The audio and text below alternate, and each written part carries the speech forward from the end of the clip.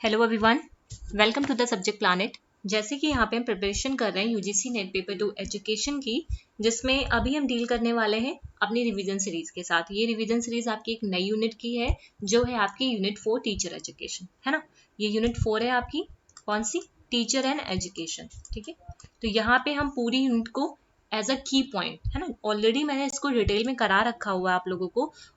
अभी हम लोग सिर्फ की पॉइंट से जितनी चीजें इंपॉर्टेंट चीजें हैं उसको यहाँ पे रिवाइज करने की कोशिश करेंगे। ठीक है, क्योंकि यहाँ पे मॉडल ऑफ टीचिंग्स है ना, नॉलेज बेस से काफी सारे क्वेश्चंस आपको देखने को मिलेंगे। रिफ्लेक्टिव टीचिंग्स है, वहां से काफी सारे क्वेश्चंस आपको देखने को मिलेंगे। एनसीईआरटी है और एनसीटी है, इन सर्विस, प्री सर्विस, ये सारे कुछ इंपॉर्टेंट टॉपिक्स हैं जहां से आपके एप्लीकेशन बेस्ड क्वेश्चन आते ही आते हैं।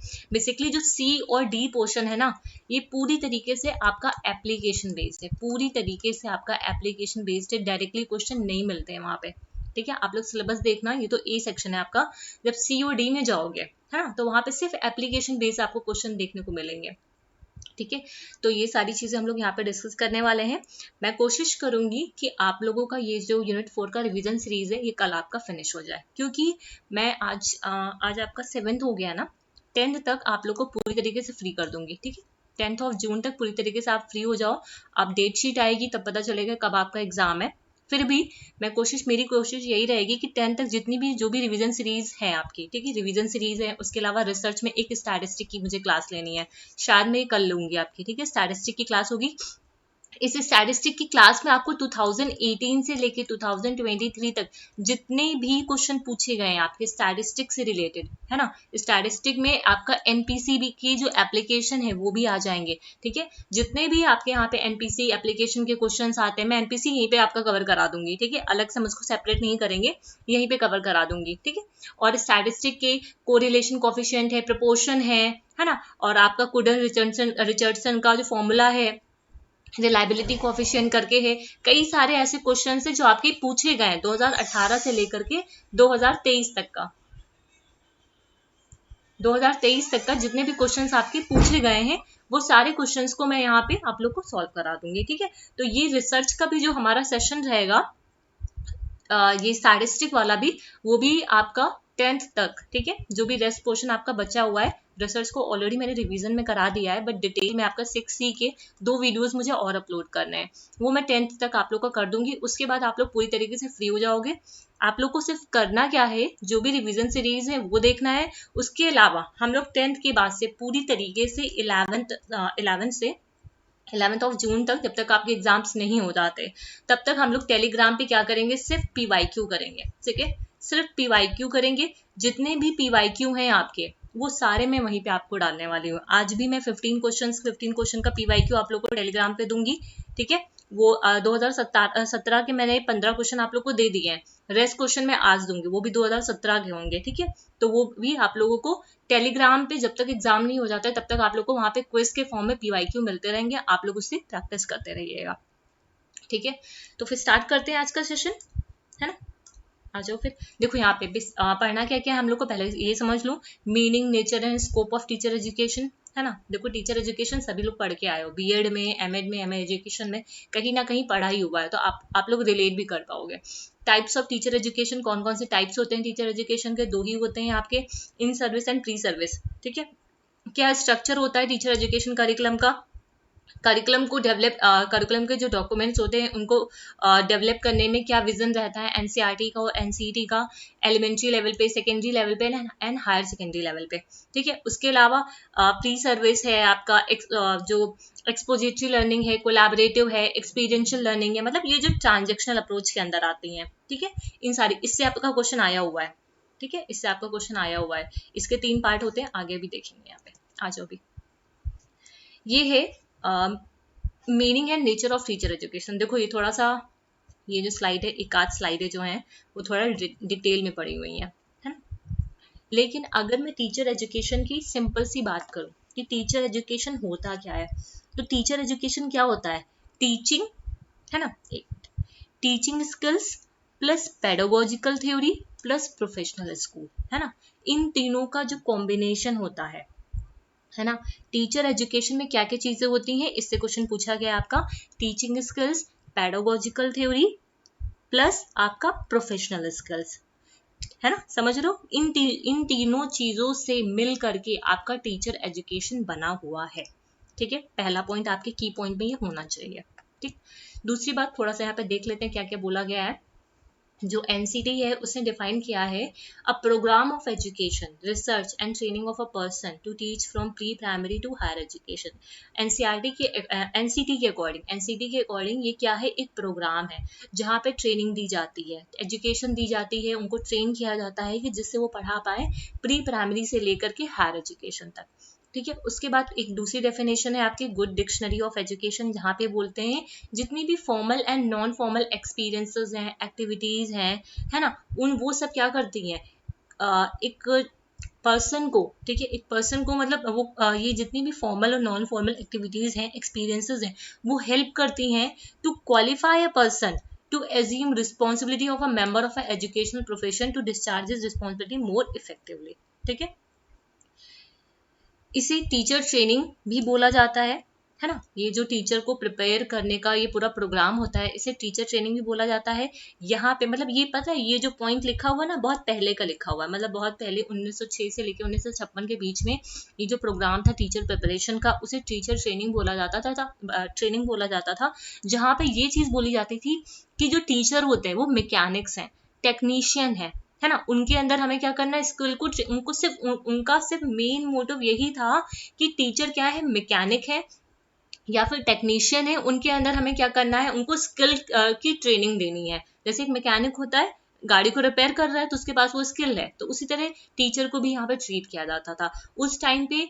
और जो टीचर एजुकेशन का जो व्यू था ना, बहुत ज्यादा मतलब जो उसका गोल था वो बहुत ज्यादा नैरो था, ठीक है, ब्रॉडर नहीं था, बहुत नैरो स्कोप भी था उस टाइम पे। ठीक है, इनका जो गोल था वो कैसा था, ये मैं 1906 से लेकर 1956 के बीच में बात कर रही हूँ, अभी की बात नहीं कर रही हूँ। ठीक है, क्योंकि मैंने थोड़ा सा हिस्ट्री भी यहाँ पे डाला हुआ है। ठीक है, उस टाइम पे ये जो पूरा गोल था ट्रेनिंग का, टीचर को टीचर एजुकेशन का, ठीक है, ये क्या था, बहुत नैरोअर था। ठीक है, इसका स्कोप बहुत कम था। ठीक है, तो ये चीज यहाँ पे बोली जा रही है। फिर उसके बाद WH किलपैट्रिक ने बोला, training is given to animal and circus performance. जो किलपैट्रिक थे उन्होंने इसी चीज को लेकर के, ये जो पॉइंट लिखा है इसी चीज को लेकर के बोला कि ट्रेनिंग हम सिर्फ एनिमल को देते हैं या फिर सर्कस में जो परफॉर्मेंस करते हैं, सर्कस के जो परफॉर्मर्स होते हैं उनको ट्रेनिंग दी जाती है, और एजुकेशन ह्यूमन को दी जाती है, एजुकेशन ह्यूमन को दी जाती है, ट्रेनिंग सिर्फ एनिमल को दी जाती है और सर्कस की परफॉर्मेंस को दी जाती है। तो ये बात किसने बोली, WH किलपैट्रिक ने बोली इस रिगार्ड में। ठीक है, जब ये चीज बोली गई कि टीचर क्या है, एक टेक्नीशियन है या फिर या मैकेनिक है जिसके अंदर सिर्फ इतना, उनका फोकस सिर्फ इतना ही था, उनके अंदर क्या करना है, स्किल को भर देना है, सिर्फ स्किल की उनको ट्रेनिंग देना है बस, और कुछ नहीं। ठीक, टीचर एजुकेशन इनकम्पासेस, आप ये देखो, टीचर एजुकेशन में क्या क्या आती हैं आपकी, टीचिंग स्किल्स आती हैं, पेडागोजिकल थ्योरी आती है, प्रोफेशनल स्किल्स आती हैं। आपको अपनी कॉपी में सिर्फ यही लिखना है, टीचर एजुकेशन में क्या है, टीचिंग स्किल्स हैं, पेडागोजिकल थ्योरी है, प्रोफेशनल स्किल्स है। अगर मैं टीचिंग स्किल्स की बात करूँ तो यहाँ पे क्या होता है, ट्रेनिंग एंड प्रैक्टिस। क्या क्या आता है टीचिंग स्किल्स में, it provides a training and practice in different techniques, approaches and strategies. मतलब आप लोग को यहाँ पे सिर्फ इतना ही लिखना है, ये क्या करता है, डिफरेंट डिफरेंट टेक्निक्स बताता है, स्ट्रेटजीज बताता है, अप्रोचेस बताता है।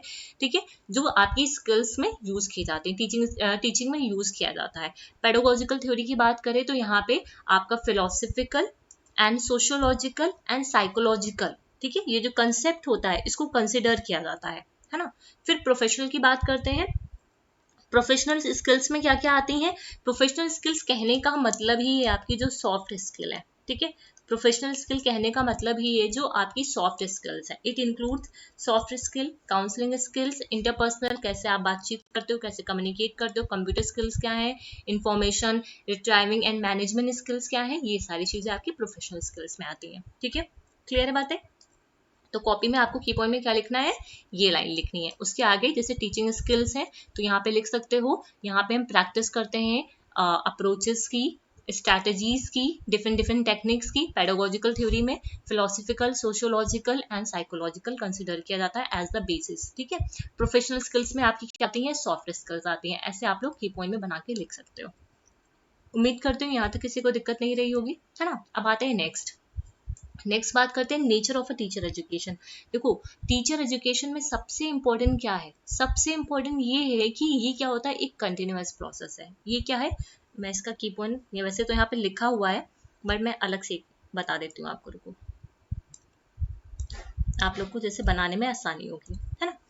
नेचर की अगर मैं बात करूं, ठीक है, मैं कोशिश कर रही हूँ की पॉइंट में भी आप लोग को बनाना बता दूं कैसे बनाते हैं, ठीक है। कैसा नेचर है, ये कंटिन्यूअस प्रोसेस है। ये क्या है, एक कंटिन्यूअस प्रोसेस है, लगातार चलता रहता है, ऐसा नहीं है कि रुक जाता है ये, ठीक है। यहाँ पे अब ये जो लाइन मैं लिख रही हूँ ये आपकी पूछी हुई है, यहाँ पे प्री सर्विस एंड, ये लाइन पीछे भी लिखी हुई है आपकी, एंड इन सर्विस, दो कंपोनेंट होते हैं। जब भी टीचर एजुकेशन में जाओगे आपके दो कंपोनेंट होते हैं, pre service and in service, ठीक है। इन सर्विस, ये दोनों ही कंपोनेंट आपस में क्या करते हैं, कॉम्प्लीमेंट करते हैं, ठीक है। आपस में क्या करते हैं, कॉम्प्लीमेंट करते हैं टू ईच अदर। ये लाइन आपसे पूछी हुई है PYQ में, ध्यान रखना, ठीक है। मतलब यहाँ पे जो प्री सर्विसेज दी जाती हैं, अब आगे हम लोग देखेंगे, अभी इन सर्विस दी जाती है, ये क्या करते हैं, आपस में एक दूसरे को कॉम्प्लीमेंट करते हैं, ठीक है। क्लियर है बात। इसके अलावा तीसरा पॉइंट क्या लिख सकते हो, ये कैसा होता है, एवर इवॉल्विंग, है ना, और डायनेमिक होता है, ठीक है, कभी भी रिजिड नहीं होता है ये, ठीक है। ये तीसरा पॉइंट हो गया। चौथा पॉइंट आप लिख सकते हो, टीचर एजुकेशन क्या है, both art and science, both art and science, दोनों ही है आपका टीचर एजुकेशन, ठीक है।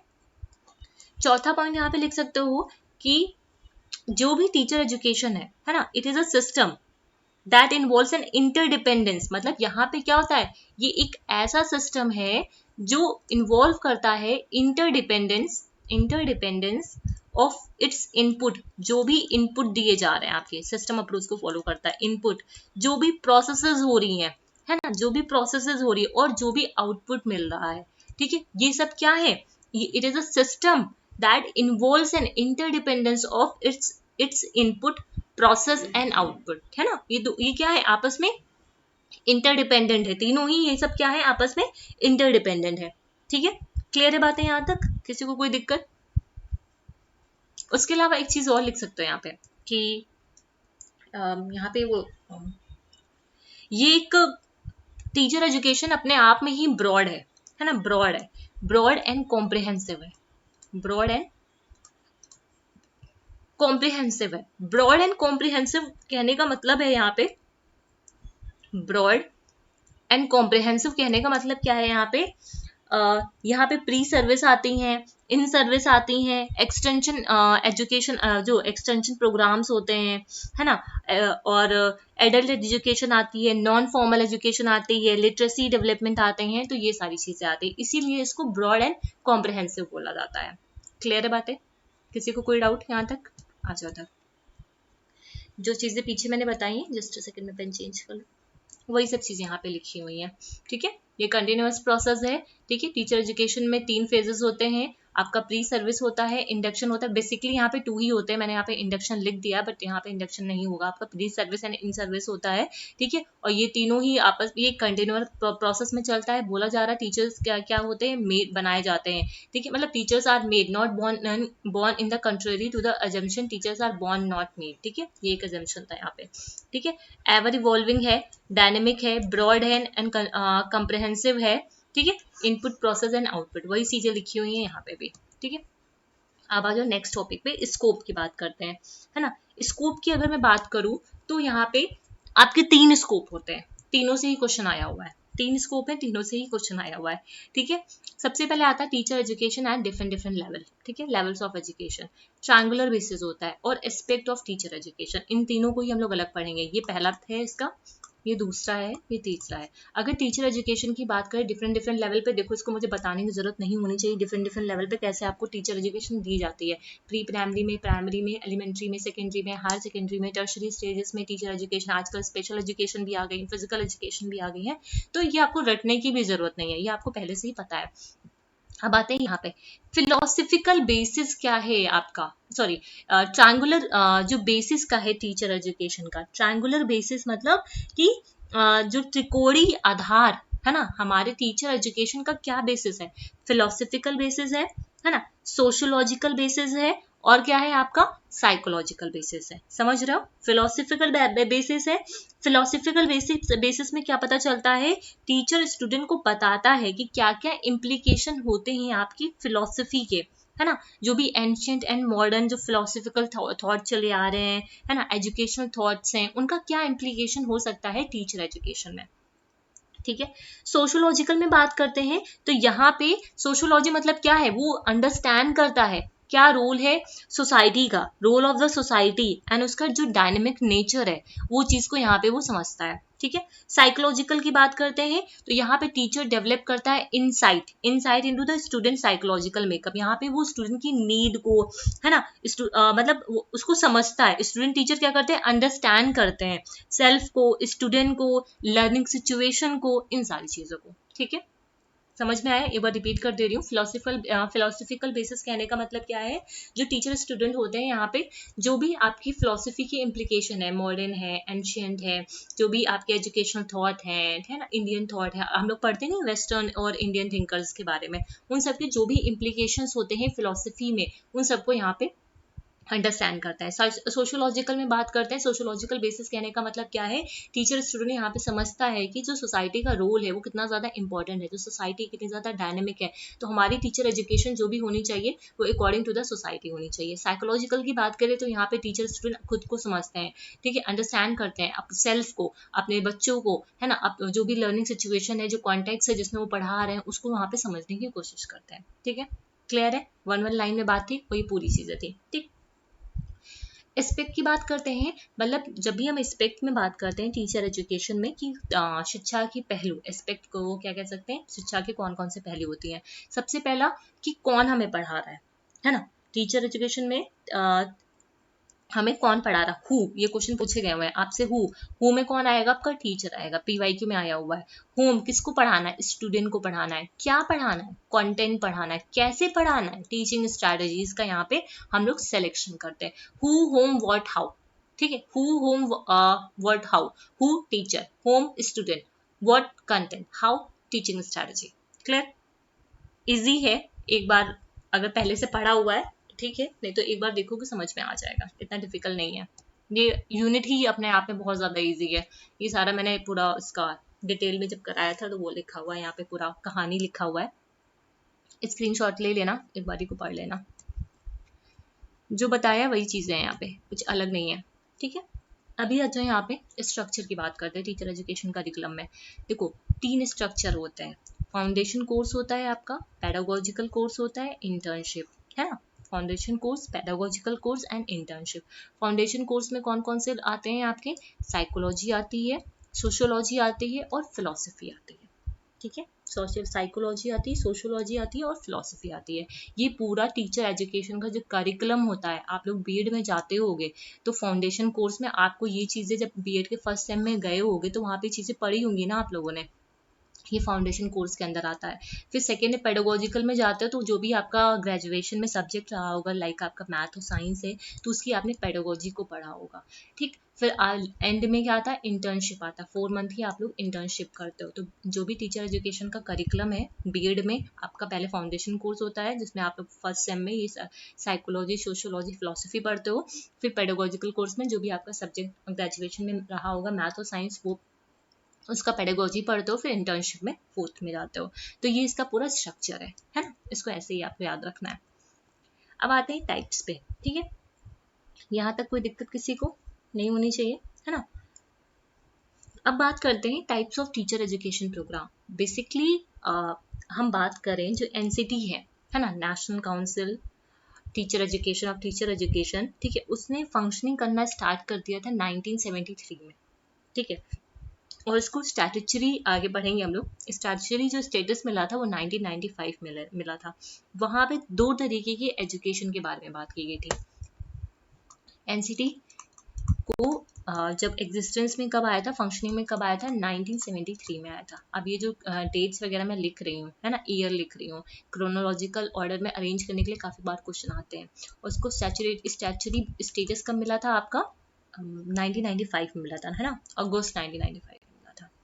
ठीक है, यहाँ पे दो इंस्टीट्यूशन के बारे में बात की गई, ठीक है। एक प्री सर्विस के बारे में बात की गई, एक मिनट, एक प्री सर्विस के बारे में बात की गई और एक इन सर्विस के बारे में बात की। तो प्री सर्विस क्या होता है, जो आप लोग बीएड प्रोग्राम करते हो बिफोर, मतलब देखो, in service during teaching, teaching के दौरान, ठीक है। टीचिंग में आप टीचिंग में अपॉइंट हो चुके हो, उस दौरान आपको इन सर्विस दी जाती है। प्री सर्विस टीचर टीचिंग में जाने से पहले, है ना, बिफोर टीचिंग, टीचिंग से पहले आपको जो ट्रेनिंग दी जाती है वो होती है आपकी प्री सर्विस। बेसिक सा डिफरेंस है, ज्यादा इसमें कुछ नहीं है, ठीक है। प्री सर्विस टीचिंग में जाने से पहले प्री सर्विस दी जाती है, ड्यूरिंग द टीचिंग आपको इन सर्विस दी जाती है। प्री सर्विस में 3 लेवल होते हैं, एक होता है प्री प्राइमरी टीचर एजुकेशन, एक होता है एलिमेंट्री टीचर एजुकेशन, एक होता है सेकेंडरी टीचर एजुकेशन। समझ रहे हो, प्री प्राइमरी होता है, एलिमेंट्री होता है और सेकेंडरी होता है ना। तो जो प्री सर्विस टीचर एजुकेशन है, ठीक है, वहां पे क्या होता है, आप सर्विस में जाने से पहले, ये पॉइंट चाहे तो लिख लो, ठीक है। एक पॉइंट में, एक ही पॉइंट से आपका क्वेश्चन बन जाएगा इसमें, है ना।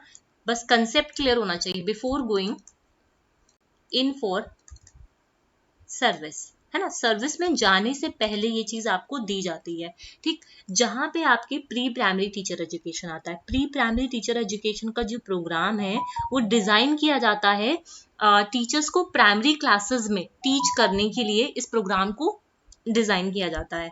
और एलिमेंट्री टीचर एजुकेशन क्या है, यहाँ पे आपकी फर्स्ट से लेकर के 6 क्लास करके बच्चे आते हैं, उनके लिए इसको डिजाइन किया जाता है, ठीक। सेकेंडरी में आ जाओगे तो सेकेंडरी एजुकेशन प्रोग्राम है, यहाँ पे क्या होते हैं, जो आपकी सेकेंडरी एजुकेशन के लिए अकॉर्डिंगली यहाँ पे चीजों को प्रिपेयर किया जाता है, ठीक है। क्लियर है बातें यहाँ पे, किसी को यहाँ पे दिक्कत? नेक्स्ट आ जाओ इन सर्विस। इन सर्विस की अगर बात करूं, it is defined as a continuing education of teachers. यहाँ पे इन सर्विस कहने का मतलब क्या है, टीचर अपनी एजुकेशन को यहाँ पे कंटिन्यू करते हैं, है ना, which commences after initial professional education is over and leads to improvement of the professional competencies of educators all throughout their careers, ठीक है। तो इन सर्विस टीचर एजुकेशन में क्या होता है कि यहाँ पे ड्यूरिंग द टीचिंग के दौरान क्या होता है, आप अपनी एजुकेशन को, कभी कभी होता नहीं है कि टीचिंग के दौरान आपको अपनी स्किल्स को इम्प्रूव कराना होता है, आप अपनी एजुकेशन को आगे बढ़ाना चाह रहे हो, तो उस केस में वहां पे क्या होता है, आपका इन सर्विस दिया जाता है। तो इन सर्विस टीचर एजुकेशन क्या है, यहाँ पे टीचर क्या करते हैं, अपनी एजुकेशन को कंटिन्यू कराते हैं, है ना। यहाँ पे इन सर्विस टीचर एजुकेशन में क्या क्या होते हैं, अब ये जब एजुकेशन को अपनी कंटिन्यू कराते हैं तो क्या होता है, ये यहाँ पे प्रोफेशनल कॉम्पिटेंसीज इनके अंदर डेवलप की जाती है ना। इनके अंदर क्या होता है, प्रोफेशनल कॉम्पिटेंसीज डेवलप की जाती हैं, ठीक है। तो इन सर्विस जो टीचर एजुकेशन होता है वो ड्यूरिंग जब वो आप सर्विस में होते हो, ठीक है, जब आप सर्विस में होते हो उस दौरान आपको इन सर्विस टीचर एजुकेशन दिया जाता है, जहां पे आप अपनी एजुकेशन को कंटिन्यू करते हो और प्रोफेशनल कॉम्पिटेंसीज को आपके अंदर डेवलप किया जाता है, उसको इम्प्रूव किया जाता है, टाइम टू टाइम अपडेट किया जाता है उन स्किल्स को, है ना। तो ये सारी चीजें इन सर्विस के अंदर आती है। क्लियर है किसी को, सभी को दिक्कत नहीं? इंडक्शन फेज, देखो इंडक्शन फेज से पेपर 1 एंड पेपर 2 दोनों में कई बारी को क्वेश्चन आया हुआ। इंडक्शन फेज कहने का मतलब क्या है, जब भी आप अपनी सर्विस में जाते हो नए, तो वहां पे क्या होता है, आपको इंडक्शन प्रोग्राम कराया जाता है। ये आपके टीचर्स में भी मतलब ये जो एजुकेशन है वहां पे भी होता है, बेसिकली कॉर्पोरेट सेक्टर में जाओगे या वहां पे भी होगा, या फिर बैंकिंग में जाओगे वहां पे भी होगा, हर एक जगह होता है इंडक्शन प्रोग्राम होते हैं। ये जो इंडक्शन प्रोग्राम होते हैं वो कुछ दिन के लिए चलाए जाते हैं, जहां पे आपको पूरा जो आपका ऑर्गेनाइजेशन है, मैं एजुकेशन के कॉन्टेक्स्ट में बात करती हूँ, कि जो आपका पूरा इंस्टीट्यूशन है वहां पे कैसे वर्किंग होनी है, कौन कौन सी रिस्पॉन्सिबिलिटी आपको लेनी है, वहां की इक्विपमेंट क्या क्या है ना, आपकी क्या रिस्पॉन्सिबिलिटी है टूवर्ड्स द इंस्टीट्यूशंस, आपको कौन कौन सी एक्टिविटीज करानी है और कैसे प्रैक्टिसेस करानी है, उन सारी चीजों के साथ टीचर्स को क्या किया जाता है, फैमिलियर किया जाता है, बताया जाता है। मतलब ये सारी चीजें किसके साथ होती है, जो न्यूली अपॉइंटेड टीचर्स हैं उनको फैमिलियर कराया जाता है, जो भी प्रैक्टिसेस हैं, जो भी एक्टिविटीज हैं इंस्टीट्यूशन में चल रही हैं, ठीक है, तो उन सबको इंट्रोड्यूस कराया जाता है, उन सबसे उनको फैमिलियर कराया जाता है इस इंडक्शन फेज में, ठीक है। तो ये इंडक्शन फेज होता है। यहाँ पे क्या होता है, आपको इंडक्शन फेज में सारी चीजों को पहले से ही बताया जाता है, फैमिलियर कराया जाता है कि आपकी ये रिस्पॉन्सिबिलिटी है, आपको ये काम करना है, यहाँ पे लेबोरेटरी है, लेबोरेटरी के ये इक्विपमेंट है, ये ऐसे काम करेगा, ये सारी चीजें है ना। इंडक्शन फेज क्या करता है, यूजुअली एक्विंट करता है न्यू, की पॉइंट है न्यू टीचर को with school organization and its policy. मतलब ये बताता है कि स्कूल ऑर्गेनाइजेशन क्या है, उसकी क्या पॉलिसीज हैं, क्या जनरल एंड स्पेसिफिक आपकी रिस्पॉन्सिबिलिटीज होनी चाहिए टुवर्ड्स द इंस्टीट्यूशंस, कौन कौन से इक्विपमेंट हैं, कौन से मटेरियल्स हैं, फैसिलिटीज अवेलेबल हैं, अवेलेबल जितने भी रिसोर्सेज होंगे वो सारी चीज़ों को उनको इंट्रोड्यूस कराया जाता है। अगर अवेलेबल रिसोर्सेज को उनको बताया ही नहीं जाएगा तो कैसे यूज कर पाएंगे, है ना। इसीलिए इंडक्शन प्रोग्राम होता है। ठीक है, यहाँ पे overall to provide him help in the conduct of various recreational and social activities। ठीक है, तो ये चीजों आप ध्यान रखिएगा। ठीक, अब आ जाओ विजन पे। यहाँ तक किसी को कोई दिक्कत, कोई डाउट नहीं होना चाहिए, उम्मीद करती हूँ। अगर कोई डाउट हो तो कमेंट सेक्शन में लिख के बता देना। नेक्स्ट आते हैं टॉपिक पे, vision in the curriculum document, जहाँ पे एनसीईआरटी, एनसीटी। अच्छा, ये जो एनसीईआरटी है, एनसीटी है, इन सब का मैंने पीडीएफ दे रखा हुआ है टेलीग्राम पे, है ना, तो वहां पे जाके एक बारी को पढ़ लेना। ठीक है, क्योंकि एनसीईआरटी है, एनसीटी है आपका, ये आपको पेपर 1 पेपर 2 हर कहीं ना कहीं देखने को मिल ही जाएगा आप लोगों को। ठीक है, तो पूरा आपको ये पता होना चाहिए इसके बारे में, एनसीईआरटी, एनसीटी, यूजीसी, है ना, ये सब चीजें elementary, secondary and higher secondary level पे। एनसीटी क्या है, मैंने सिर्फ की पॉइंट लिखा है यहाँ पे, सिर्फ टीचर एजुकेशन से रिलेटेड ही पॉइंट को यहाँ पे डाला हुआ है। एनसीईआरटी क्या है, एनसीटी क्या है, national council for teacher education. ये एक एपेक्स बॉडी है। कैसी बॉडी है, एक एपेक्स बॉडी है। NCT is committed to initiate suitable measures to make teachers education response to various level of development. मतलब एनसीटी क्या करती है, मतलब यहाँ पे जो भी सुटेबल मेजर्स हो सकते हैं, ठीक है, टीचर्स के लिए, ठीक है, जो भी सुटेबल मेजर्स हो सकते हैं टीचर्स के लिए हर लेवल पे, ठीक है, हर लेवल पे उसके डेवलपमेंट के लिए, वो सारे मेजर्स को एनसीटी यहाँ पे कमेंट करती है। ठीक है, एनसीईआरटी क्या है, according to the NCERT the structure and vision of teacher education curriculum must provide the understanding of the issue. जो भी एनसीईआरटी कहता है, जो स्ट्रक्चर होना चाहिए, जो विजन होना चाहिए टीचर एजुकेशन के करिकुलम का, अभी हम लोगों ने देखा ना structure of teacher education curriculum, वो कुछ ऐसा होना चाहिए जो रिलेट कर पाए चिल्ड्रन की लर्निंग को, उनकी नेचर, उनकी मतलब उनकी नीड को वहां पे रिलेट कर पाए, उनका नेचर क्या है नॉलेज का, उसको रिलेट कर पाए। और स्कूल कैसा होना चाहिए, एज अ इंस्टीट्यूशन होना चाहिए। स्कूल कैसा होना चाहिए, एज अ इंस्टीट्यूशन होना चाहिए। एनसीटी क्या करती है, कमिट करती है जितनी भी सुटेबल मेजर्स की जरूरत है आपके हर लेवल ऑफ मतलब हर लेवल पे टीचर्स के लिए, टीचर्स की डेवलपमेंट के लिए, वो सारे इनिशिएट कौन लेता है, आपका एनसीटी लेता है। ठीक है, और एनसीईआरटी क्या करता है, एनसीईआरटी के अकॉर्डिंग जो भी स्ट्रक्चर होना चाहिए, जो भी विजन होना चाहिए टीचर एजुकेशन करिकुलम का, वो कुछ ऐसा होना चाहिए जो रिलेट कर पाए इश्यूज जो आ रहे हैं चिल्ड्रंस की लर्निंग से रिलेटेड, नेचर ऑफ नॉलेज से रिलेटेड, है ना, उन सबको वो कैटर कर पाए, और स्कूल एक एज अ इंस्टीट्यूशन काम करे। क्लियर है, ठीक है। अब विजन ऑफ टीचर में एलिमेंट्री की बात करें, ये की पॉइंट में ही है, सेकेंडरी स्टेज में बात करें और हायर सेकेंडरी में बात करें। अगर एलिमेंट्री में बात करते हैं, जो टीचर्स हैं उनके पास लैंग्वेज की नॉलेज होनी चाहिए, must possess the knowledge of language, math and natural sciences. उसके अलावा टीचर्स को एलिमेंट्री लेवल पे जो जो मेजर इश्यूज आ सकते हैं उनके बारे में पता होना चाहिए। ठीक है, टीचर इस चीज के लिए प्रिपेयर रहना चाहिए। उसके अलावा विजन ऑफ सेकेंडरी स्टेज में अगर बात करें तो उसको ये पता होना चाहिए कि हमें एडोलेसेंस के साथ, देखो एलिमेंट्री लेवल पे बच्चों के साथ डील करना अलग होता है, एडोलेसेंट लेवल पे बच्चों के साथ डील करना अलग होता है। तो एडोलेसेंट जो लर्नर है उनके साथ कैसे हमें डील करना चाहिए, कौन सी टेक्निक का, कौन सी स्ट्रैटेजीज का हमें यूज करना चाहिए, और जो भी टीचर है उसको अपनी डिसिप्लिन में, है ना, उसको जो भी कंसेप्ट वो पढ़ाना चाह रहा उसकी डेप्थ अंडरस्टैंडिंग होनी चाहिए। हायर एजुकेशन में वो डेवलप करे पैट्रियोटिज्म को, नेशनल कॉन्शियसनेस डेवलप करे, वो कहाँ पे, बच्चों में, लर्नर्स में। ठीक है, लर्नर्स को अवेयर करा पाए फिलोसफीज के बारे में, उसका क्या क्या पर्पस है, फिलोसफीज का क्या इम्प्लीकेशंस है हमारे, और टीचिंग लर्निंग स्ट्रैटेजीज क्या है सब्जेक्ट्स की जिससे वो पढ़ाते हैं। ठीक है, उन सबके बारे में उसको अंडरस्टैंड कराए, है ना। तो ये विजन है आपकी। क्लियर है, किसी को यहाँ तक कोई डाउट, उम्मीद करती हूँ नहीं होनी चाहिए।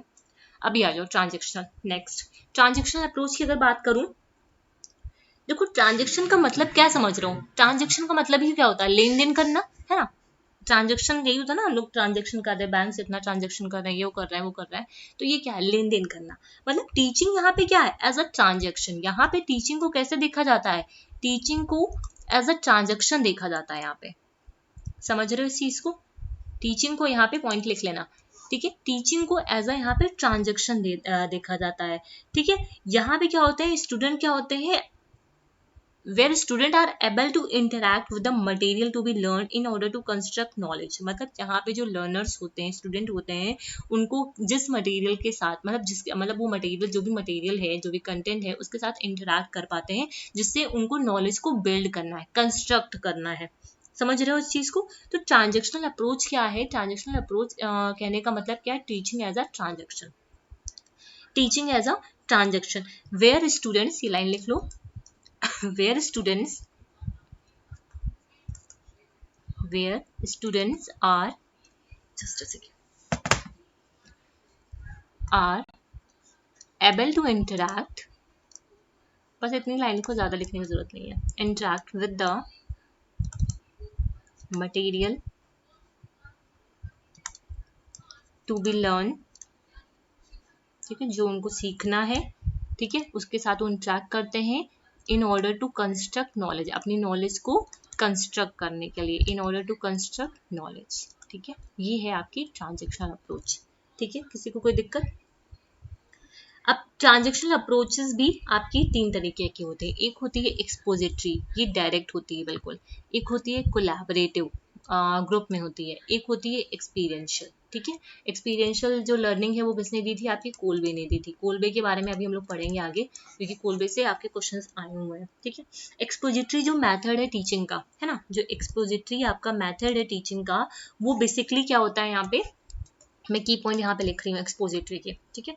इस बेसिकली एक्सपोजिटरी कहने का मतलब क्या है, देखो ट्रांजेक्शनल अप्रोच में क्या है कि यहाँ पे टीचर्स का भी इन्वॉल्वमेंट होगा, है ना, टीचर का भी इन्वॉल्वमेंट होगा, ऐसा नहीं कि टीचर का इन्वॉल्वमेंट नहीं होगा। तो एक्सपोजिटरी में क्या होता है, मैं एक बार समझा देती हूँ। यहाँ पे क्या होता है, टीचर आपके सामने कोई भी प्रॉब्लम को एक्सपोज करेगा, है ना, एक्सपोज करेगा मतलब सिचुएशन होगी, कोई प्रॉब्लम होगा, कोई फिनोमेना होगा, वो आपके सामने डायरेक्ट आपको एक्सपोज करेगा कि हाँ ये ऐसे है। तो आपको सामने जब वो प्रॉब्लम को एक्सपोज करेगा, तो आपको क्या करना है, इस मटेरियल का यूज करके, इन मटेरियल का यूज करके अपनी नॉलेज को कंस्ट्रक्ट करना है ना, अपनी नॉलेज को यहाँ पे कंस्ट्रक्ट करना। मतलब बच्चे भी एक्टिव रहेंगे, यहाँ पे टीचर भी एक्टिव रहेगा, क्योंकि बच्चे नॉलेज को कंस्ट्रक्ट कर रहे हैं, लेकिन नॉलेज को कंस्ट्रक्ट करने के लिए पहले उनके सामने कुछ प्रेजेंट तो करना पड़ेगा। मतलब कोई सिचुएशन होगी, कोई प्रॉब्लम होगा, है ना, उसको उनके सामने एक्सपोज तो करना पड़ेगा ना, ठीक। तो वही चीज यहाँ पे बोली जा रही है इसको, ठीक है। तो यहाँ पे क्या लिख सकते हो, यहाँ पे बेसिकली डायरेक्ट इंस्ट्रक्शंस होते हैं, बेसिकली यहाँ पे डायरेक्ट इंस्ट्रक्शन होते हैं एक्सपोजिटरी में, ठीक है। क्या होता है, डायरेक्ट इंस्ट्रक्शन दिए जाते हैं, ठीक है। यहाँ पे क्या होता है, टीचर्स क्या करते हैं, क्लासरूम में आते हैं, ठीक है, बच्चों के सामने क्या करते हैं, लेक्चर देना, जैसे लेक्चरिंग मेथड नहीं होता, टीचर आता है क्लास में, आपको लेक्चर देना स्टार्ट कर देता है, ठीक है। तो है तो वही, लेकिन अब वो जो लेक्चर में जो मटेरियल उसने पढ़ाया है, जो कंटेंट उसने पढ़ाया है, अब उसका वो क्या करेंगे, कंस्ट्रक्टिवली अपने नॉलेज को, मतलब उससे क्या करेंगे, अपनी नॉलेज को कंस्ट्रक्ट करेंगे, है ना, उस चीज को, उस मटेरियल का यूज करके अपनी नॉलेज को यहाँ पे कंस्ट्रक्ट करेंगे, ये चीज कहने का मतलब है, ठीक है। यहाँ पे क्या होती है, ये एक सेकंड, यहाँ पे ये लिख लो। यहाँ पे जो टीचर्स होते हैं वो क्या करते हैं, क्लासरूम लेक्चरिंग करते हैं, है ना, क्लासरूम लेक्चरिंग करते हैं। Classroom lecturing students are taking notes, जैसे मैं पढ़ा रही हूँ, हो सकता है कुछ बच्चे नोट्स बना रहे हों, फिर उन नोट्स का यूज करके अपनी नॉलेज में और थोड़ा सा मतलब एड ऑन करे, कुछ नया कंस्ट्रक्ट करने की कोशिश करें, है ना। तो एक्सपोज किसने किया, टीचर ने किया, डायरेक्टली एक्सपोज किया यहाँ पे, ठीक है। और ये सारी चीजें कैसी होती हैं, क्लियर होती हैं, कॉन्साइज होती है इंफॉर्मेशन, ठीक है। कैसी होती है, कॉन्साइज इंफॉर्मेशन होती है, ठीक है, clear concise information in a purposeful way, ठीक है, एक पर्पसफुल वे में दी जाती है। ये की पॉइंट है, अपने कॉपी में लिख लो, पर्पसफुल वे, ठीक है, जो अलाउ करता है, ठीक है, अब ये जो क्लियर और कंसाइज इन्फॉर्मेशन, जैसे मैंने आप लोगों को की पॉइंट की तरह ये ऐसे फिगर बना दिया, ऐसे ये चार्ट बना दिया है, तो ये क्लियरली और कंसाइज वे में मैं इन्फॉर्मेशन को आपको प्रेजेंट कर रही हूँ। आप अब इन्फॉर्मेशन का क्या करोगे, पर्पसफुली इन्फॉर्मेशन का यूज करोगे, ठीक है, यूज करोगे, इस मटेरियल का यूज करके क्या करोगे, अपनी लर्निंग को, मतलब अपनी नॉलेज को कंस्ट्रक्ट करोगे। यहाँ पे क्या करोगे, अपनी नॉलेज को कंस्ट्रक्ट करोगे, ये चीज है यहाँ पे, ठीक है, समझ में आई। सो ओवरऑल कह सकते हैं एक्सपोजिटरी जो लर्निंग होती है, ये एक ऐसा मेथड है लर्निंग का जहां पे टीचर क्या करता है, इंफॉर्मेशन प्रोवाइड करता है। इंफॉर्मेशन क्या करता है, टीचर क्या करता है, इंफॉर्मेशन प्रोवाइड करता है लर्नर्स को, ठीक है। और यहाँ पे और एक चीज और लिख लो, यहाँ पे क्या होता है, ज्यादा इंटरेक्शन नहीं होता है, ठीक है। यहाँ पे क्या होता है, ज्यादा इंटरेक्शन नहीं होता है, यहाँ पे विदाउट ऐसे लिख लो, लेस इंटरेक्शन होता है, ठीक है, less interaction from student side, ठीक है, लेस इंस्ट्रक्शन होता है फ्रॉम स्टूडेंट साइड, ठीक है। क्लियर है बातें, यहाँ तक कोई दिक्कत। उसके बाद अभी कोलैबोरेटिव का शायद मैंने आगे डाला हुआ, आप लोग को मैं एक मिनट देख लूँ। हाँ, कोलैबोरेटिव लर्निंग कहने का मतलब क्या है, ये एक एजुकेशनल अप्रोच है, ठीक है, जिसको यूज किया जाता है। ये एक एजुकेशनल अप्रोच है जिसको यूज किया जाता है लर्निंग को इनहेंस कराने के लिए, जहाँ पे लर्नर्स क्या आते हैं, एक साथ काम करते हैं, एक ग्रुप में काम करते हैं, लर्नर्स एक साथ ग्रुप में काम करते हैं और किसी एक प्रॉब्लम को सॉल्व करते हैं, ठीक है। लर्नर क्या होते हैं, एक साथ आते हैं यहाँ पे, एक किसी प्रॉब्लम को सॉल्व करने के लिए ग्रुप में, मतलब डिस्कस करते हैं, कोलैबोरेटिव लर्निंग करते हैं, आपस में मिल करके उस प्रॉब्लम को सॉल्व करते हैं। क्या क्या इसके एग्जांपल्स हो सकते हैं आपके, जिक्सॉ स्ट्रेटजी हो सकती है, पीर एडिटिंग हो सकती है, स्मॉल ग्रुप डिस्कशन हो सकते हैं, है ना। और यहाँ पे एक चीज ये भी लिख सकते हो, ये कैसी होती है, लर्नर सेंटर्ड होती है, ठीक है, मैंने लिखा नहीं, आप लोग देख लो इस चीज को, ये क्या होती है, लर्नर सेंटर्ड होती है। कैसी होती है ये, लर्नर सेंटर्ड होती है। स्मॉल ग्रुप डिस्कशन होते हैं, पीयर टीचिंग होती है ना, और थिंक पेयर जो होता नहीं है, शेयर होता है, प्रॉब्लम बेस्ड लर्निंग होती है, केस स्टडी होती है, सैमुलेशन होता है। तो ये सारे क्या है, आपके एग्जाम्पल हैं किसके, कोलैबोरेटिव के। क्लियर है बातें। इधर आ जाओ, कोलबे में बात करते हैं। जब हम आते हैं कोलबे एक्सपीरियंशियल लर्निंग में, ठीक है, अब हम किस में आते हैं, आपकी एक्सपीरियंशियल लर्निंग। एक्सपीरियंशियल लर्निंग किसने दी है, आपकी कोलबे ने दी है, ठीक है। किसने दी है एक्सपीरियंशियल लर्निंग, कोलबे। इसे क्या बोला जाता है, कोलबे की एक्सपीरियंशियल लर्निंग थ्योरी, ठीक है। यहाँ पे फोकस किस पे होता है, लर्निंग बाय डूइंग पे, करके सीखना, लर्निंग बाय डूइंग पे, ये की पॉइंट है आपका, लर्निंग बाय डूइंग पे। यहाँ पे हैंड्स ऑन एक्सपीरियंसेस मिलते हैं, ठीक है, यहाँ पे हैंड्स ऑन एक्सपीरियंसेस होते हैं, करके सीखने, ठीक है। यहाँ पे हम क्या करते हैं, करके सीखते हैं, ठीक है। और जो भी चीजें हम करते हैं उसका हम लोग रिफ्लेक्शन देखते हैं, जो भी चीजें हम लोग करते हैं उसका हम लोग यहाँ पे रिफ्लेक्शन देखते हैं, ठीक है, रियल वर्ल्ड में जा करके, ठीक है।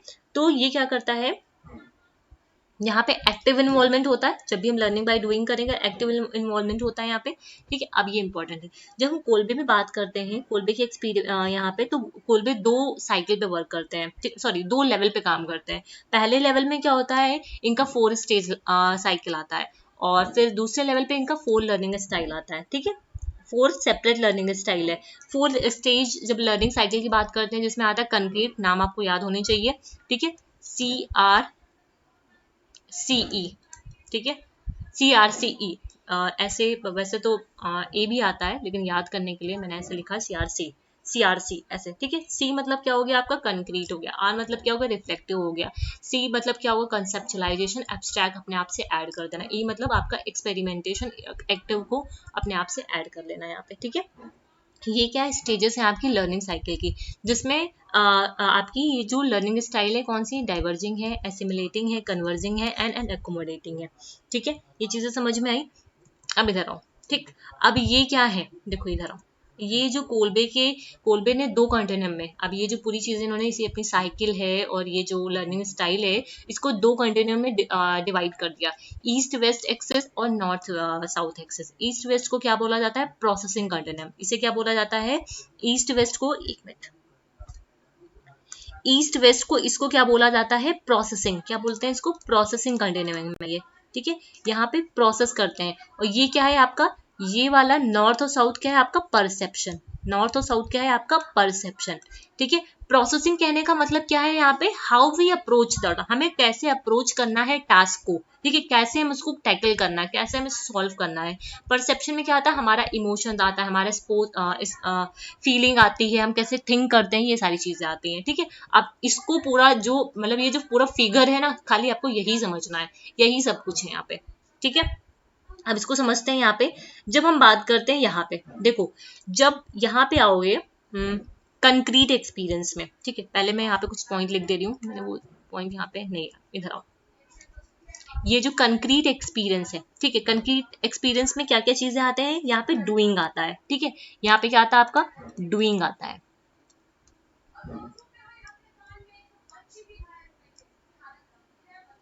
एक मिनट को यहाँ पे डूइंग मत लिखो, ये डूइंग हो जाएगा, रिफ्लेक्टिव है ना ये, रिफ्लेक्टिव में हम रिव्यू करेंगे, रिएक्ट करेंगे, ठीक है ठीक है ठीक है। डूइंग और having an experience, having an, copy में अपने लिख लो ऐसे, क्योंकि मैं अभी इसको रेज करूंगी, कुछ और लिखना है इसमें। Doing and having an experience, फिर आते हैं रिफ्लेक्टिव में, ठीक है, ये कोई मतलब उसमें नहीं है कि सीरीज में है, ठीक है। रिफ्लेक्टिव में आते हैं, यहाँ पे क्या होगा, हम लोग रिफ्लेक्टिव ऑब्जर्वेशन में रिव्यू करेंगे, क्या करेंगे, रिव्यू करेंगे, ठीक है, और रिफ्लेक्ट करेंगे, रिव्यू करेंगे, रिफ्लेक्ट करेंगे एक्सपीरियंस पे, ठीक है, जो भी एक्सपीरियंस हमने लिए हैं उसको रिफ्लेक्ट करेंगे। एब्स्ट्रैक्ट में क्या आता है, अब यहाँ पे हम क्या करेंगे, कंसेप्चुलाइजेशन मतलब कंक्लूड करेंगे, यहाँ पे हम क्या करेंगे, कंक्लूडिंग, ठीक है। लर्निंग फ्रॉम एक्सपीरियंसेस, ठीक है, लर्निंग हम एक्सपीरियंसेस से सीखेंगे, यहाँ पे क्या करेंगे, एक्सपीरियंसेस से हम लोग यहाँ पे सीखेंगे। फिर एक्टिव में क्या आता है, अब यहाँ पे हम प्लानिंग करेंगे, अब यहाँ पे हम क्या करेंगे, प्लानिंग करेंगे। ट्राइंग मतलब ट्राई आउट जो होता है ना, ट्राई करना, ट्राइंग आउट, हम कोशिश मतलब यहाँ पे करेंगे, करके देखेंगे। What you have learn, what you have learn, ये चार सारी चीजें यहाँ पे, ठीक है। देखो कंक्रीट एक्सपीरियंस में क्या हुआ, हमने यहाँ पे क्या किया, एक्सपीरियंस लिया, ठीक है, एक्सपीरियंस लिया, हैविंग एन एक्सपीरियंस मतलब डूइंग कंक्रीट, ठीक है। फिर आते हैं हम लोग यहाँ पर रिव्यू में, रिव्यू में हमने क्या किया, पूरे एक्सपीरियंस को रिव्यू किया, अपने एक्सपीरियंसेस का रिफ्लेक्शन देखा, रिफ्लेक्शन देखने के बाद हमने कंक्लूड किया, उस लर्निंग से, उस एक्सपीरियंस से हमने सीखा। फिर हमने क्या किया, प्लान किया, फिर उसको ट्राई आउट किया कि हमने क्या क्या सीखा, व्हाट यू हैव लर्न, ठीक है, व्हाट यू हैव लर्न, ठीक है, ये चीजें समझ में आई।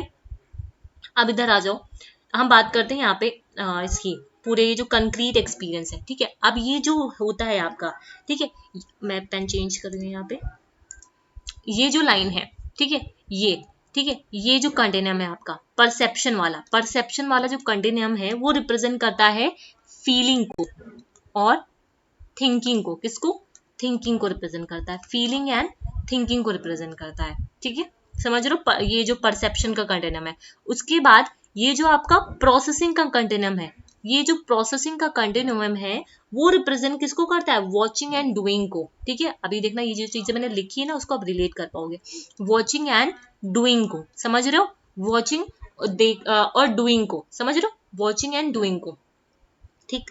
मतलब कोल्बे का मानना था, Kolb believe that we can not perform both variable on a single axis, इसी वजह से उन्होंने दो एक्सिस दिए, ठीक है, एक परसेप्शन का दिया और एक आपका प्रोसेसिंग का दिया। मतलब कोल्बे मानते थे कि जो भी आपके वेरिएबल्स हैं उनको हम लोग एक एक्सिस पे परफॉर्म नहीं कर सकते हैं at the same time, at the same time किसी सिंगल पे हम परफॉर्म नहीं कर सकते हैं, ठीक है, जैसे थिंक करना, फील करना, हम अकेले नहीं कर सकते इस चीज को, ठीक है, तो इसीलिए इनको दिया है इन्होंने, ठीक। अब ये जो एकोमोडेशन है, ठीक है, अब ये जो एकोमोडेशन है यहाँ पे क्या आ जाएगा, देखो यहाँ एकोमोडेशन, देखो पेन चेंज कर रही हूँ, ये जो एकोमोडेशन है यहाँ पे क्या आ जाएगा, यहाँ पे देखो एकोमोडेशन में क्या है, देखो यहाँ पे क्या आ रहा है आपका, ये डूइंग लिखा हुआ है, ये फीलिंग लिखा हुआ है, तो यहाँ पे आप क्या करोगे, डू एंड फील, दोनों चीजें आएंगी, डू एंड फील, आप फील करोगे और करके देखोगे। फील देखो यहाँ पे क्या है, ट्राइंग आउट लिखा है ना, और यहाँ पे क्या लिखा हुआ है, आपने क्या किया, डूइंग किया है और ट्राइंग आउट लिखा हुआ है, ये दोनों कंटिन्यूम क्या हुए, आप पास में आए, इसी वजह से उसको क्या बोला जाता है, ये वाला जो होता है आपका, इसको एक मिनट, ये आपका A E and CE, A and CE इसको बोलते हैं, ठीक है, ऐसे करना है आप लोगों को। इधर आ जाओ, अब ये आता है डाइवर्जिंग, ठीक है, डाइवर्जिंग में यहाँ पे क्या क्या आ जाएगा आपका, अब देखो यहाँ पे डाइवर्जिंग में आप क्या करोगे, फील करोगे, है ना, फील करोगे, फीलिंग, ये फील आ गया आपका, ये फील आ गया, फील करोगे, उसके अलावा क्या करोगे, वॉच करोगे, यहाँ पे क्या है, वॉच करोगे, ठीक है, फील करोगे, वॉच करोगे, ठीक, तो यहाँ पे आ गया, तो यहाँ पे क्या आ जाएगा आपका सीई और ये आरओ, सीई और ये आरओ, ठीक है। इधर आ जाओ, अब इधर यहाँ पे क्या, thinking and watching, thinking assimilating में क्या हो जाएगा, thinking and, think and watch, यहाँ पे क्या हो जाएगा आपका, थिंक एंड वॉच, दो चीजें हो जाएंगी। और यहाँ पे क्या आ जाएगा आपका, ये रिफ्लेक्टिव ऑब्जर्वेशन है, आरओ ऑब्लिक ये एब्स्ट्रैक्ट एसी कंसेप्चुअलाइजेशन, ठीक है, शॉर्ट में लिखा हुआ है। फिर कन्वर्जिंग में अब यहाँ पे क्या है, थिंकिंग है और यहाँ पे क्या है, डू है, मतलब थिंक करोगे और डू करोगे यहाँ पे, ठीक है। फिर यहाँ पे क्या आ जाएगा आपका एई एंड एसी, ठीक है। तो यही है पूरा आपका कोलबे का एक्सपीरियंस का, ठीक है। यहाँ पे ये पूरा आपको क्या करना है, अपनी कॉपी में खुद फिर से बना करके देखना, ठीक है। सबसे पहले आपको क्या करना है, आपने मतलब एकोमोडेटिंग में क्या आ जाएगा आपका, मतलब यहाँ पे डूइंग एंड फीलिंग आ जाएगा आपका, ठीक है। फिर आपका डाइवर्जिंग में आपका फीलिंग एंड वॉचिंग आ जाएगा, ठीक है। ये किसके बीच में आया, एसी एंड कॉन्क्रीट एक्सपीरियंसेस के बीच में आया, ठीक है। तो ये आपको अपनी कॉपी में बनाना है, ठीक है। क्लियर है यहाँ पे? अगर किसी को डाउट होगा तो मुझे कमेंट सेक्शन में लिख के बताएगा, मैं इसको फिर से एक बार समझा दूंगी, इंपॉर्टेंट है, इससे क्वेश्चन पूछे गए हुए हैं आपके। क्लियर है? अब नेक्स्ट आ जाओ, यहाँ पे यूनिट खत्म हो गई आपकी। अब हम लोग स्टार्ट करने वाले हैं यूनिट 4 का बी सेक्शन, ठीक है। कोशिश करूंगी ये भी करा दूं अभी आज ही, नहीं तो नेक्स्ट में करेंगे। एंड यहाँ पे हम समझेंगे नॉलेज बेस, किसको समझेंगे, नॉलेज बेस क्या है आपका, टीचर एजुकेशन का, जिसमें हम लोग किसका व्यू पॉइंट देखेंगे, शलमैन का देखेंगे, डेंग एंड लुइक का देखेंगे और हैबरमास का देखेंगे। उसके अलावा रिफ्लेक्टिव टीचिंग क्या होती है, कौन कौन सी स्ट्रैटेजीज का यूज किया जाता है, ठीक है। ये फिर आता है मॉडल ऑफ टीचर एजुकेशन, जहाँ पे हम लोग देखेंगे बिहेवियरिस्टिक मॉडल को, कॉम्पिटेंसी बेस्ड मॉडल को और इंक्वायरी ओरिएंटेड मॉडल को, जिसके डिफरेंट मॉडल से क्वेश्चंस आपके पूछे गए हुए हैं, ठीक। नॉलेज बेस की अगर मैं बात करूं, नॉलेज बेस कहने का मतलब क्या है कि यहाँ पे हम क्या करते हैं, बेसिकली नॉलेज को स्टोर कराते हैं। मैं की पॉइंट लिख रही हूँ यहाँ पे, ठीक है। नॉलेज बेस्ड टेक्नोलॉजी कहने का मतलब क्या है, यहाँ पे हम स्टोर कराते हैं, मतलब स्टोर कराते हैं यहाँ पे, ठीक है। कॉम्प्लेक्स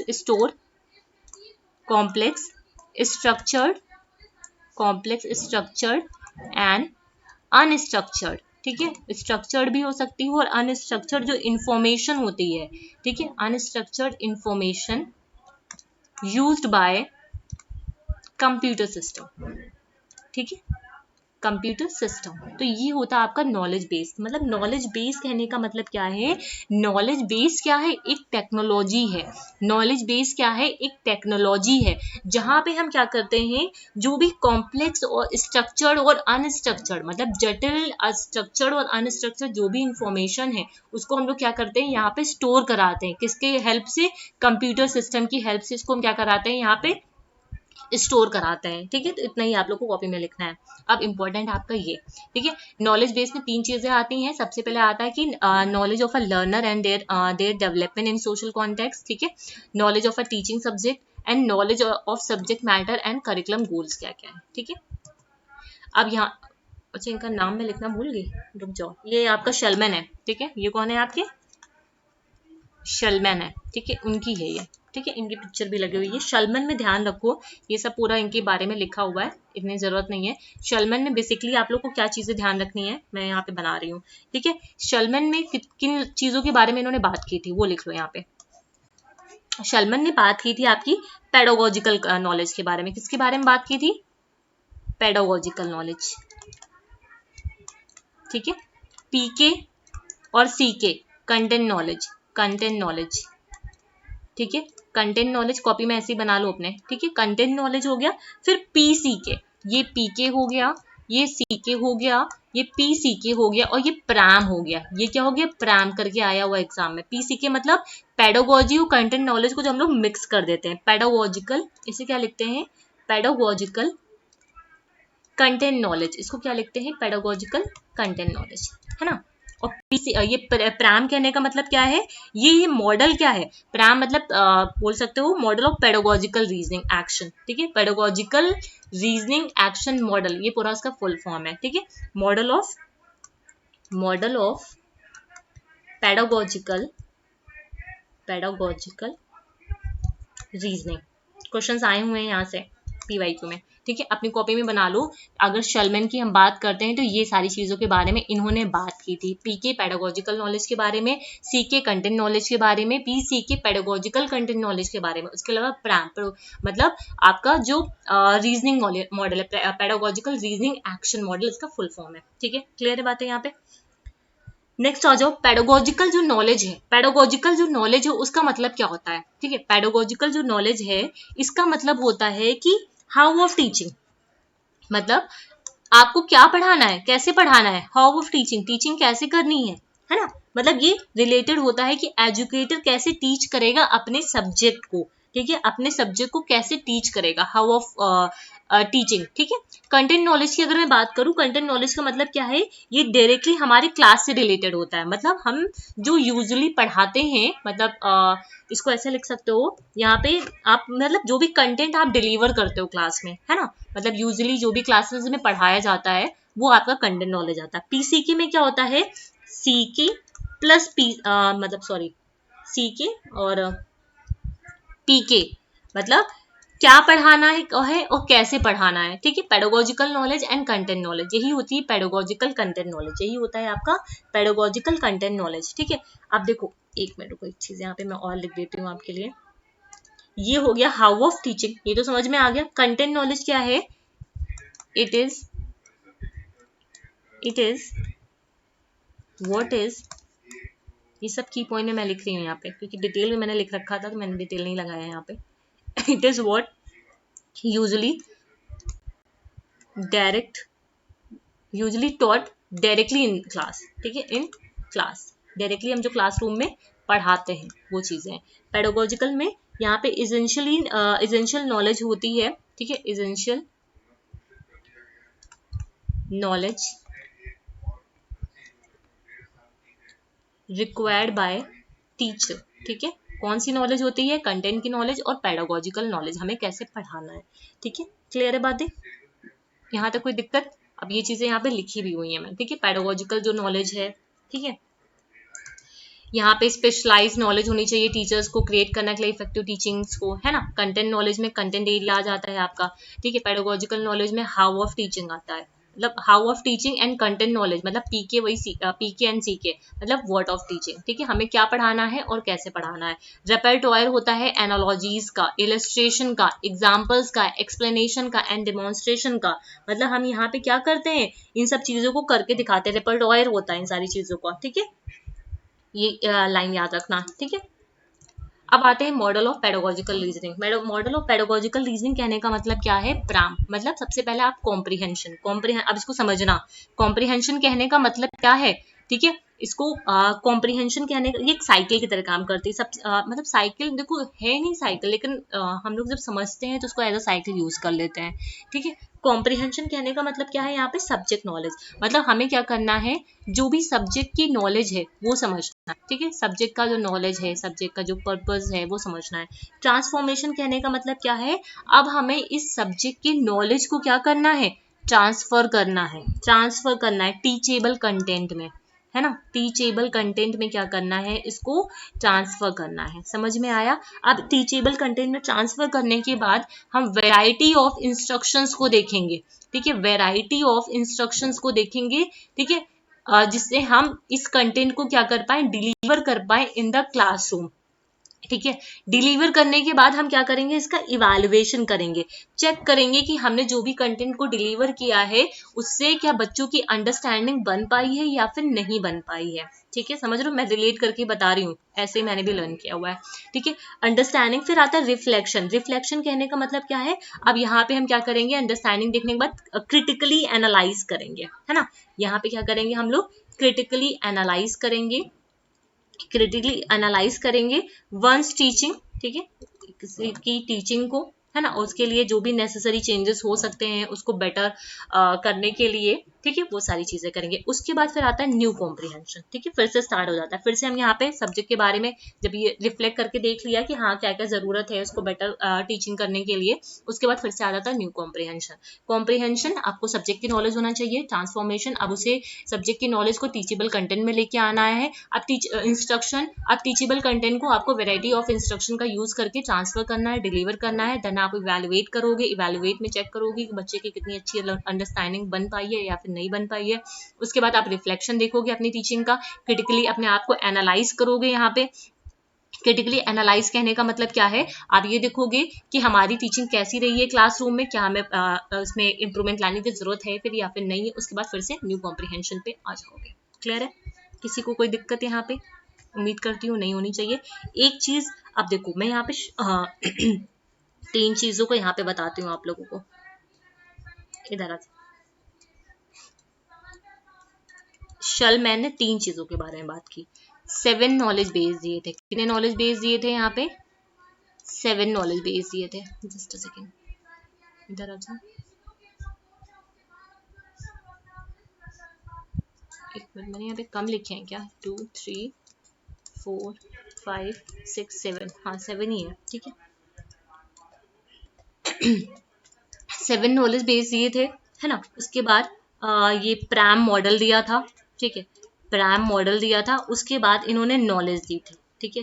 3 चीजों के बारे में इन्होंने बात की थी। नॉलेज में क्या है आपका? कंटेंट, ठीक है, कंटेंट ना, अभी रुको मैं यहाँ पे लिखती हूँ इसको। नॉलेज में किस चीज की बात की थी? यहाँ पे नॉलेज में इन्होंने कंटेंट की बात की थी, ठीक है, कंटेंट की बात की थी। और करिकुलम डेवलपमेंट की बात की थी, करिकुलम को कैसे डेवलप करना है, ठीक है। इन चीजों के बारे में बात की थी। कंटेंट में मतलब डीप अंडरस्टैंडिंग होनी चाहिए कंटेंट से रिलेटेड। प्रैम में हम लोगों ने देख लिया ये सारी चीजों को। 7 नॉलेज बेस, ठीक है, 7 नॉलेज बेस में क्या क्या आ जाता है आपका? सबसे पहले आता है आपका यहाँ पे कंटेंट नॉलेज। सबसे पहले क्या आता है, मैं वही चीज जो पीछे यहाँ पे ये 7 नॉलेज बेस है ना, ये देखो, ये 7 नॉलेज बेस वही मैं यहाँ पे बता रही हूँ आपको, ठीक है। 7 नॉलेज बेस में सबसे पहले क्या आता है आपका? Content knowledge. आपको कंटेंट की नॉलेज होनी चाहिए। जनरल पेडो, ये पूछा हुआ है आपका, जनरल पेडोलॉजिकल नॉलेज क्या है, ठीक है। उसके बाद आपका साइकोलॉजी क्या है लर्नर्स का, उसकी लर्निंग का। पेडोलॉजिकल जो कंटेंट नॉलेज क्या है, करिकुलम नॉलेज क्या है, ठीक है। Knowledge of aim, objective, principle, philosophy and historical background क्या है, और एजुकेशनल कॉन्टेक्स्ट क्या है, ठीक है। ये आपको लर्न होनी चाहिए, ठीक है, इससे क्वेश्चन पूछा गया हुआ है, ठीक है, याद रहेगा। नेक्स्ट आ जाओ, अब यहाँ पे आपका शलमन खत्म हो गया। अब आ जाते हैं डेंग लुक। डेंग लुक ने बेसिकली डीपीई 3 चीज के बारे में बात की। डीपीई ऐसे आ जाओ, 3 कंपोनेंट के बारे में बात किया, डिसिप्लिनरी, प्रैक्टिकल एंड एक्सपीरियंशियल। डेंग लुक ने किसके बारे में बात किया है? 3 कंपोनेंट्स के बारे में बात किया। डिसिप्लिनरी कहने का मतलब क्या है? आपको डिसिप्लिन, डिसिप्लिनरी कहने का मतलब क्या है? या अच्छा यहाँ पे एक चीज और लिख लो, यहाँ मैंने लिखा है नहीं लिखा है। डिसिप्लिनरी कहने का मतलब क्या है, मैं यहाँ पे लिख रही हूँ। डिसिप्लिनरी कहने का मतलब क्या है? कंसेप्शन ऑफ नॉलेज, ठीक है, ये ऐड कर लो, कंसेप्शन ऑफ नॉलेज, ठीक है। प्रैक्टिकल कहने का मतलब क्या है? प्रोसीजरल नॉलेज, प्रोसीजरल नॉलेज, ठीक है। एक्सपीरियंशियल कहने का मतलब क्या है आपको? मतलब एक्सपीरियंशियल कंसेप्ट, मतलब इसको क्या बोलते हैं, एक्सपीरियंशियल को क्या बोलेंगे? ह्यूमन एक्सपीरियंस से जो रिलेटेड होता है ना, वो वाली नॉलेज, ठीक है, याद रहेगा। डिसिप्लिनरी कहने का मतलब क्या है यहाँ पे? और हाँ एक चीज बहुत इंपॉर्टेंट है यहाँ पे, इसको कैनोनिकल नॉलेज भी बोलते हैं। क्या बोलते हैं? कैनोनिकल नॉलेज भी बोलते हैं, ठीक है, लिख लेना, ये पूछा हुआ है, मेरे दिमाग ही से निकल गया। इसे कैनोनिकल नॉलेज भी बोलते हैं, क्योंकि ये पॉइंट आपसे पूछा हुआ है, कैनोनिकल नॉलेज वाला, ठीक है, कैनोनिकल नॉलेज भी बोलते हैं। ठीक, यहाँ पे क्या होता है? डिसिप्लिन से का जो नॉलेज होता है आपका, ठीक है, उसको फॉलो करने की बात की जाती है। प्रैक्टिकल में क्या होता है? प्रोसीजर की बात की जाती है। प्रैक्टिकल में क्या होता है कि मतलब कैसे आप कौन सी प्रोसीजर का यूज करोगे, ठीक है, प्रोसीजरल नॉलेज यहाँ पे आती है। यहाँ पे क्या आती है आपकी? मतलब जो प्रोसेस कराते हो, ठीक है, इसे बोल सकते हो विजडम ऑफ प्रैक्टिस। क्या बोलोगे इसको? विजडम ऑफ प्रैक्टिस बोलोगे, ठीक। यहाँ पे आ जाओ, एक्सपीरियंशियल मतलब यहाँ पे हमें क्या करना है, जो भी नॉलेज वो गेन करे वो लॉन्ग टाइम तक उसके पास रह पाए, इसके लिए वो क्या करेगा, हैंड्स ऑन एक्सपीरियंसेस लेगा, ठीक है, एक्सपीरियंशियल मेथड का यूज करेगा। ये बेसिकली बेस्ड किस पे होती है, ह्यूमन एक्सपीरियंसेस से बेस्ड होती है। और ये बात किसने कही है, डीवी ने बोली है, ये बात किसने बोली है, डेविस ने बोली है, ठीक है। बस इतना ही यहाँ पे डेंग लुइक का, ठीक है। 3 कंपोनेंट है, disciplinary, practical and experiential. Disciplinary जो नॉलेज होती है, डिसिप्लिनरी कंसेप्शन नॉलेज, जिसे कैनोनिकल नॉलेज भी बोला जाता है, प्रैक्टिकल जिसे प्रोसीजरल नॉलेज भी बोला जाता है, जहाँ पे फोकस किया जाता है प्रैक्टिकल चीजों पे, प्रैक्टिस पे, मतलब विजडम ऑफ प्रैक्टिस पे। एक्सपीरियंशियल यहाँ पे हम क्या करते हैं, हैंड्स ऑन एक्सपीरियंसेस करते हैं, जैसे ह्यूमन एक्सपीरियंसेस से रिलेट किया है डीवी ने, ठीक है, क्लियर है। अब आ जाओ जर्जन हैबरमॉस में। जर्जन हैबरमॉस का जो भी चीजें यहाँ पे हाईलाइट की हैं, देखो वहाँ पे डीपीई की बात की गई थी, यहाँ पे टीपीई की बात की गई है, डीपीई और टीपीई, ठीक है। या इन ये क्या थे, क्रिटिकल थ्योरी के वो थे, ट्रेडिशन से आते थे, क्रिटिकल थ्योरी एंड प्रैग्मेटिज्म के ट्रेडिशन से आते थे। उसके अलावा इन्होंने क्या दिया था, जो जो चीजें हाईलाइट है वो अपनी कॉपी में लिख लेना। इनकी एक बुक थी डायलेक्टिकल ऑफ एनलाइटमेंट। उसके अलावा इन्होंने थ्योरी ऑफ कम्युनिकेटिव एक्शन के बारे में बात की थी। थ्योरी ऑफ कम्युनिकेटर मतलब सोशल ऑर्डर में कैसे एक दूसरे के साथ रहना है, ठीक। अब ये इन्होंने 3 तरीके की जेनेरिक कॉग्निटिव एरियाज के बारे में बात की थी, मतलब नॉलेज कॉन्स्टिट्यूटिव इंटरेस्ट, ये इनकी थ्योरी थी। कौन सी थ्योरी थी इनकी, नॉलेज कॉन्स्टिट्यूटिव इंटरेस्ट, मतलब यहाँ पे जो इनकी 3 जेनेरिक कॉग्निटिव एरियाज इन्होंने दिया था, ठीक है, वो किसके बेसिस पे दिया था, ह्यूमन के इंटरेस्ट पे, कैसे वो अपने इंटरेस्ट के अकॉर्डिंग नॉलेज को जनरेट कर पाता है। जहां पे इन्होंने नॉलेज कॉन्स्टिट्यूटिव इंटरेस्ट के बारे में बात की, टी मतलब 3 इन्होंने इंटरेस्ट के बारे में बात की, टेक्निकल, प्रैक्टिकल एंड इमांसिपेटरी, ठीक है। ये क्या थी, 3 प्राइमरी जेनेरिक कॉग्निटिव एरियाज थी, ठीक है। अब ये जो इनकी टेक्निकल है, जिसे हम लोग एनालिटिकल भी बोल देते हैं, क्या बोलते हैं इसको, एनालिटिकल भी बोल देते हैं, और प्रैक्टिकल और इमांसिपेटरी, ठीक है। प्रैक्टिकल को हर्मेनॉटिक भी बोल देते हैं, इमांसिपेटरी को हम लोग क्रिटिकल भी बोल देते हैं, और टेक्निकल को हम लोग एनालिटिकल भी बोल देते हैं। एनालिटिकल कहने का मतलब क्या है, विश्लेषणात्मक है ये, ठीक है। हर्मेनॉटिक कहने का मतलब क्या है, ये व्याख्यात्मक है। क्रिटिकल कहने का मतलब क्या है, ये आलोचनात्मक है, ठीक है। अब ये यहाँ पे आज पूरा की पॉइंट में लिखा है, ठीक है। ये जो टेक्निकल कॉग्निटिव है आपका, ठीक है, टेक्निकल कॉग्निटिव है आपका, इधर आ जाओ, ठीक है। यहाँ पे जब बात करते हैं टेक्निकल, मैंने वो चीज नहीं बनाई क्या, एक मिनट, ये पूरा एक चार्ट बना लो अपनी कॉपी में, सारी चीजें एक लाइन में क्लियर हो जाएंगी, रुको। उसके बाद हम लोग नेक्स्ट जो आगे का है वो सब नेक्स्ट क्लास में करेंगे, ठीक है। इधर आ जाओ, ये चार्ट बनाओ जो हर्मेनॉटिक की, सॉरी हर्मेनॉटिक कर रही हूँ, हेबरमास की जो थ्योरी थी, नॉलेज कॉन्स्टिट्यूटिव इंटरेस्ट, ठीक है। ये चार्ट बना लो, ये चार्ट अपने आप में ही इंपॉर्टेंट है, ठीक है। यहाँ पे इसने क्या बताया था, लिंकेज बताया था, किसके बीच में लिंकेज बताया था इसने, लिंकेज, नॉलेज का लिंकेज बताया था between interest, knowledge, power and science, इसके बीच में इन्होंने लिंकेज बताया था, जिसमें इन्होंने, अब इधर आ जाओ, interest, knowledge, medium and science, ठीक है। ये होगी आपकी इंटरेस्ट, है ना, फिर ये हो गया आपका नॉलेज, फिर उधर आ जाओ, ये है आपका मीडियम, ठीक है, ये है आपका साइंस, ठीक है। अब हम लोगों ने कौन कौन से इंटरेस्ट देखे, 3 जेनेरिक इंटरेस्ट देखे, कौन सा देखा, टेक्निकल देखा, फिर हमने देखा प्रैक्टिकल देखा, फिर हमने क्या देखा, इमांसिपेटरी देखा, ठीक है। Technical, practical and emancipatory. Technical ही नॉलेज को हम लोग क्या बोलते हैं, इसको कॉजल, इंस्ट्रूमेंटल नॉलेज भी बोलते हैं, इसको क्या बोलते हैं हम लोग, इंस्ट्रूमेंटल, ठीक है। कौन सी नॉलेज बोलते हैं, इंस्ट्रूमेंटल नॉलेज, ये पूछा हुआ है। यहाँ पे कॉजल एक्सप्लेनेशन होता है, यहाँ पे क्या होता है आपका, कॉजल एक्सप्लेनेशन होता है, कॉज होता है यहाँ पे, कॉजल एक्सप्लेनेशन होता है, ठीक। प्रैक्टिकल की बात करते हैं तो प्रैक्टिकल मतलब यहाँ पे अंडरस्टैंडिंग होती है, यहाँ पे क्या होती है, अंडरस्टैंडिंग होती है, ठीक है। ये कौन सी नॉलेज होती है, वर्किंग नॉलेज, वर्क नॉलेज होती है, अभी आगे देखेंगे ये, ठीक है। उसके अलावा यहाँ पे क्या था, इमांसिपेटरी, इमांसिपेटरी में कहने का मतलब क्या है, हम यहाँ पे रिफ्लेक्शन देखते हैं, अपनी अंडरस्टैंडिंग का रिफ्लेक्शन देखते हैं। मीडियम क्या होता है यहाँ पे, वर्क होता है टेक्निकल में, ठीक है। अंडरस्टैंडिंग में मीडियम क्या होता है, यहाँ पे हम किसी चीज को अंडरस्टैंड कर रहे हैं, प्रैक्टिकली यूज कर रहे हैं, तो वहां पे लैंग्वेज होता है उसका मीडियम, है ना। रिफ्लेक्शन की बात करेंगे तो पावर, कितना ज्यादा पावर है, ये चीज आती है, ठीक। इसका साइंस में हम कहाँ पे यूज कर सकते हैं, इंपीरिकल, एनालिटिकल या फिर नेचुरल साइंस में, ठीक है। Empirical, analytical and natural science, इसका यूज किया जा सकता है, ठीक है। और इसको क्या बोला जाता है, हर्मिनोटिक, मैंने लिखा ना हर्मिनोटिक, मतलब ये क्या होता है, इंटरप्रेटिव साइंस होती है। ये कैसी होती है, इंटरप्रिटेटिव साइंस होती है, हम इसको इंटरप्रेट कर पाते हैं, खोज पाते हैं, है ना। फिर आता है ये आपका इमेंसिपेटरी, जहाँ पे क्रिटिकल साइंस होती है, जहाँ पे क्या होता है, ये आपका क्रिटिकल साइंस होता है, ठीक है। तो ये आपका नॉलेज कॉन्स्टिट्यूटिव इंटरेस्ट था हैबरमास का, ठीक है। एक चीज यहाँ पे और लिख लो, और यहाँ पे जगह नहीं बची है, मैं यहीं पे लिख दे रही हूँ। जब हम यहाँ की बात करते हैं टेक्निकल नॉलेज में, इस पेन से लिख दे रही हूँ,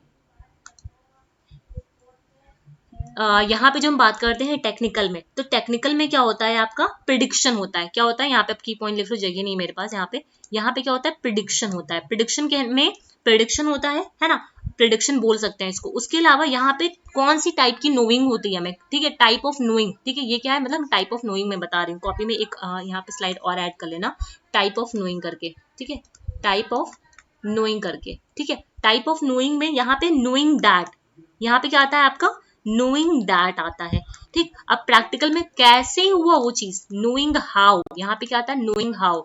यहाँ पे क्या आता है, नोइंग वाई, हम यहाँ पे वाई का देखते हैं, ठीक है। तो अपनी कॉपी में एक चीज और बढ़ा लेना, ठीक है। तो आज के लिए फिर हमने ये सारी चीजों को डिस्कस कर लिया है, ठीक है। इसके बाद आपका क्या क्या चीजें रह जाती है, रिफ्लेक्टिव टीचिंग रह जाती है आपकी, और क्या बोलते हैं उसको, कुछ जो मॉडल है आपके कॉम्पिटेंसी बेस्ड बिहेवियरिस्टिक मॉडल, ये सारी चीजें रह जाती हैं, ठीक है। उसको हम लोग नेक्स्ट सेशन में करेंगे। ये अपनी कॉपी में स्क्रीनशॉट ले लेना इसका, ठीक है।